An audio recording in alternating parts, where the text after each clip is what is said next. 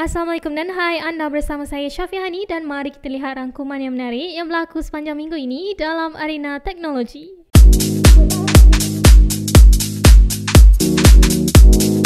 Pada hari Isnin menyaksikan penawaran OnePlus Nord CE 5G untuk pasar Malaysia. Ia merupakan peranti kelas pertengahan yang dilengkapi dengan chip Snapdragon 750G, bateri 4500 mAh dan juga kamera utama gabungan 64, 2 dan 2 megapiksel. Ia dijual pada harga bermula RM1,399 dan boleh mula dipertempah bermula 21 Jun ini. Razer pula melancarkan set phone kepala nirwaya Razer Opus X. Peranti ini membawakan pembatalan hingar aktif, menawarkan mode Quick Attention untuk mendengar keadaan di sekeliling dan juga ketahanan bateri sehingga 30 jam. Di Malaysia, set phone kepala ini dijual pada harga RM549. Dalam arena permainan, Diablo 2 Resurrected akan dilancarkan pada 23 September 2021.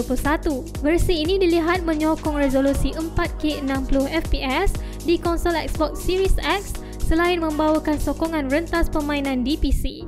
Seterusnya, Nvidia telah mengumumkan penamatan sokongan kemaskini Game Ready Driver untuk pengguna sistem operasi Windows 7, 8 dan 8.1 bermula Oktober 2021. Walau bagaimanapun, pihak Nvidia mengatakan kemaskini security yang kritikal masih lagi disokong sehingga September 2024. Adobe pula mengumumkan sokongan aplikasi Photoshop Mix dan Photoshop Fix akan ditamatkan pada 21 Jun 2021. Langkah ini bertujuan untuk mengintegrasikan sejumlah fungsi daripada kedua-dua aplikasi ini ke dalam aplikasi Photoshop Express. Tesla Model S Plaid dilancarkan secara rasmi. Ia merupakan kereta dengan pecutan terpantas.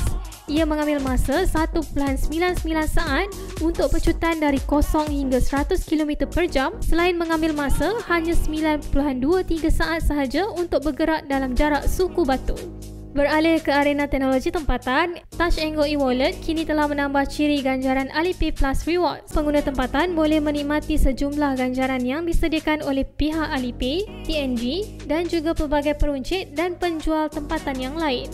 Pada hari Selasa pula, Realme melancarkan Realme GT 5G untuk pasaran global. Ia hadir dengan spesifikasi berprestasi tinggi menerusi janaan chip Snapdragon 888, kadar segar semula 120Hz, pengecasan 65W dan kamera dengan sensor utama 64 megapiksel.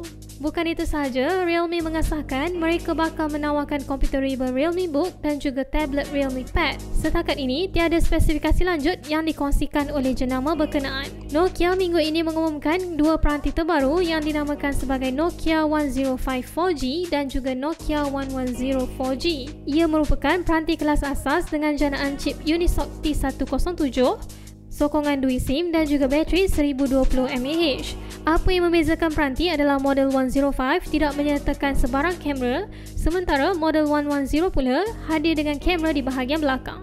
Tidak ketinggalan, Razer hadir dengan beberapa produk terbaru, antaranya Razer Raptor 27, Razer Blade 14 dan juga Razer USB-C Gun Charger. Razer Blade 14 merupakan computerable gaming yang dikuasakan oleh AMD Ryzen 9 5900HX. Ia juga merupakan salah satu komputer dengan rekaan paling nipis tetapi berkuasa.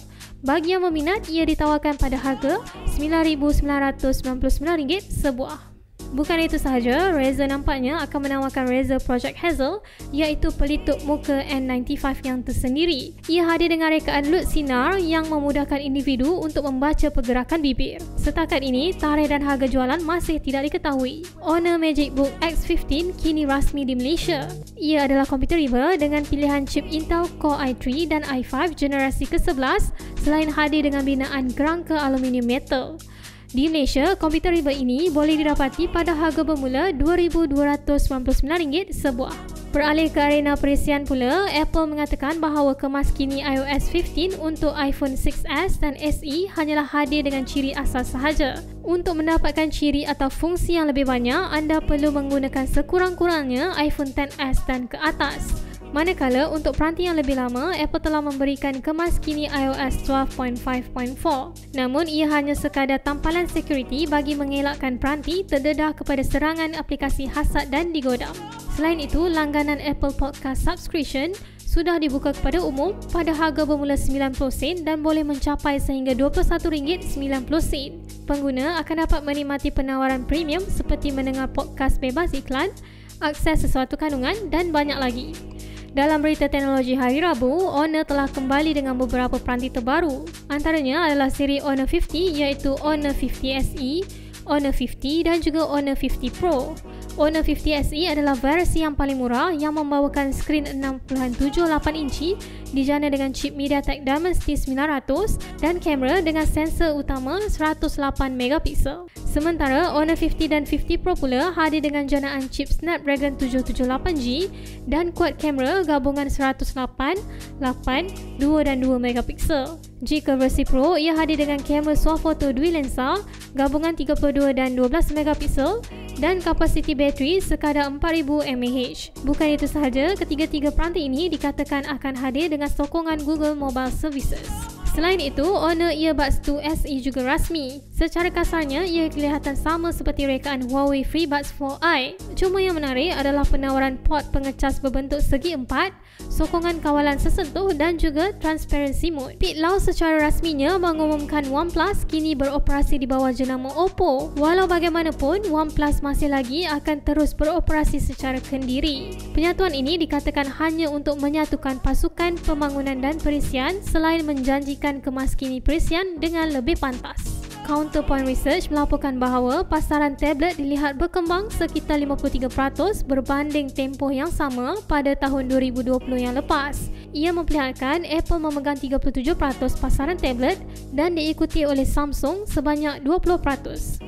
Shopee pula mengatakan yang mana orang ramai tidak lagi boleh memilih syarikat kurier untuk pembelian mereka. Selepas ini, aplikasi berkenaan akan menetapkan pilihan kurier secara automatik berdasarkan harga dan masa yang paling efisien. Untuk hari Khamis pula, Xiaomi, Huawei, Oppo, Vivo dan Honor dilihat ingin membentuk sebuah piawaian pengecasan pantas untuk peranti muda alih. Dengan ini, satu piawaian akan dibentuk bagi mengelakkan pelbagai teknologi pengecasan berbeza dibangunkan. Leica minggu ini telah melancarkan telefon pintar pertama mereka tersendiri iaitu Leitz Phone 1. Peranti ini dilengkapi dengan skrin 6.6 inci dengan panel Pro ISO OLED dijana dengan chip Snapdragon 888 dan kamera dengan sensor 1 inci 20.2 megapiksel.